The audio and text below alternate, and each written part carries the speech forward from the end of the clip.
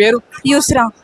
యూస్రా తెలుగే కదా? తెలుగే. ఓకే, చెప్పండి మీ డిమాండ్ ఏంటి? మా ఫస్ట్ మెయిన్ డిమాండ్ ఏంటి అని అంటే ఏదైతే నీట్ పేపర్ లీక్ అయిందో దానికి అకౌంటబిలిటీ తీసుకొని ఒక కైండ్ ఆఫ్ కమిషన్ ఏర్పాటు చేసి ఎక్కడి నుంచి స్టార్ట్ అయింది, అసలు ఎందుకు లీక్ అవుతుంది.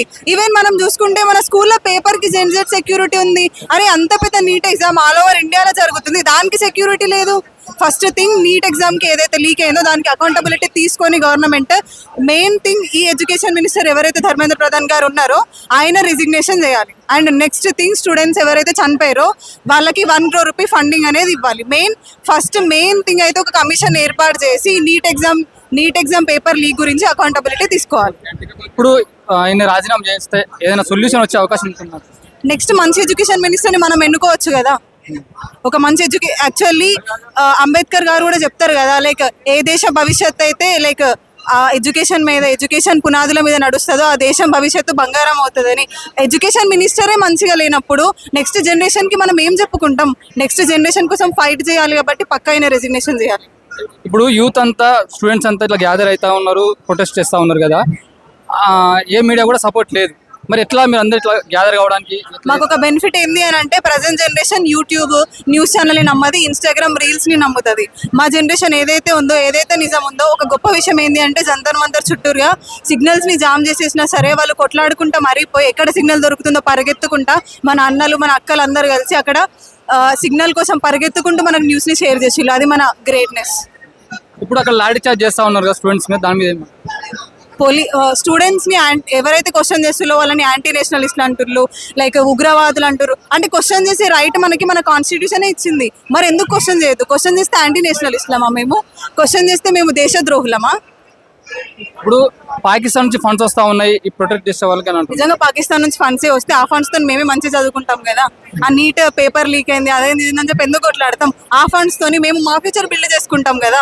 ఎందుకు ఆ ఫండ్స్ని ఇట్లా లైక్ కొట్టిపించుకోవడం, దెబ్బలు పడడం? మాకేమైనా సరదా అన్ని దెబ్బలు పడుకుంటా, లాఠీ దెబ్బలు పడుకుంటా కొట్లాడడం? నెక్స్ట్ జనరేషన్ మంచి ఉండడం కోసమే కదా. ఆ ఫండ్స్ అనేది నిజంగా వచ్చి ఉంటే మేము ఆ డబ్బులతో మేమే చదువుకుంటాం. ఇప్పుడు ఒకళ్ళ మీద కేసులు అయితే ఎట్లా? మళ్ళీ కేసులు అయితే కొంచెం జాబ్స్. మన తెలంగాణ వాళ్ళకి కొట్లాటలు ఏం కొత్త కాదన్న. మన తెలంగాణ పుట్టినప్పటి నుంచి కొట్లాటలనే పుట్టింది, ఇప్పుడు కొట్లాటలనే పెరుగుతుంది. ఏం ప్రాబ్లం లేదు. కేసు అయినా సరే ఏమైనా సరే మనం చూసుకుందాం. ఒకసారి ఉద్యమంలోకి వచ్చినామంటే ఏమైనా సరే చూసుకోవాల్సిందే. ఇప్పుడు ఏం చదువుతున్నారు? నేను డిగ్రీ సైకాలజీ స్టూడెంట్. ఇప్పుడు ఇక్కడికి రావడానికి మీకు పైసలు వాళ్ళు ఇచ్చారు? డబ్బులు ఏమి ఇవ్వలేదు, మా సొంత డబ్బులతో మేమే ఖర్చు పెట్టుకొని మా సొంతంగా నేనే వచ్చేసిన అంతే. ఇప్పుడు మీ అమ్మ నాన్న? మా పేరెంట్స్ మాకు చిన్నప్పటి నుంచి చెప్పి పెంచింది తెలంగాణ ఉద్యమంలో పాల్గొని మా పేరెంట్స్ సొంతంగా తెలంగాణ ఉద్యమంలో పాల్గొన్నారు. ఏదైతే పెన్ డౌన్ అయిందో ఆ టైంలో మా పేరెంట్స్ సొంతంగా పెన్ డౌన్ చేసి లైక్ పాల్గొన్నారు కాబట్టి వాళ్ళే మమ్మల్ని నువ్వు కూడా కొట్లాడు, లైక్ నువ్వు కూడా ముందుకెళ్ళు, నెక్స్ట్ జనరేషన్కి లైక్ నువ్వు కూడా ఇన్స్పైర్ అవుతావు అని చెప్పి ముందుకు పంపించారు.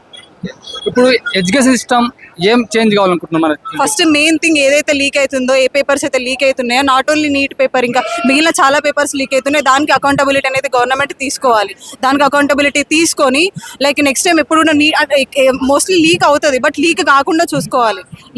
నార్మల్గా మన చిన్న స్కూల్స్లో ఇంటర్నల్ పేపర్ కూడా లీక్ అవుతలేదు, అంత పెద్ద పేపరే లీక్ అవుతుంది అని అంటే మన ఎడ్యుకేషన్ సిస్టమ్దే కదా ఫాల్ట్.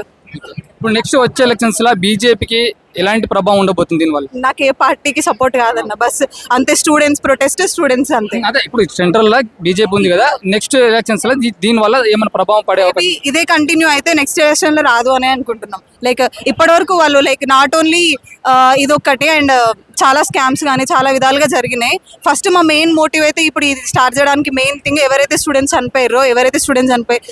స్టూడెంట్స్ ఇంకా స్టిల్ నీట్ ఎగ్జామ్ వల్ల డిప్రెషన్లో ఉన్నారో వారి కోసం. మీ వెనుక ఏ పార్టీలు ఉన్నాయి? నేను ఏ పార్టీ కాదు, ఇప్పుడు మీ స్టూడెంట్స్ అందరు ఇంకా సిజేపీ అది ఒక సపరేట్ పార్టీ, అదొక లైక్ సపరేట్ పార్టీ అంతే. దాని వెనుక సపరేట్ ఇంకా ఏ పార్టీస్, మాకు ఏ పార్టీ సపోర్ట్, ఏ స్టేట్ నుంచి ఏ కంట్రీ నుంచి ఫండింగ్ అసలు ఏం లేదు. మేమే స్వచ్ఛందంగా ముందుకు వచ్చి పార్టిసిపేట్ చేస్తున్నాం. Thank you.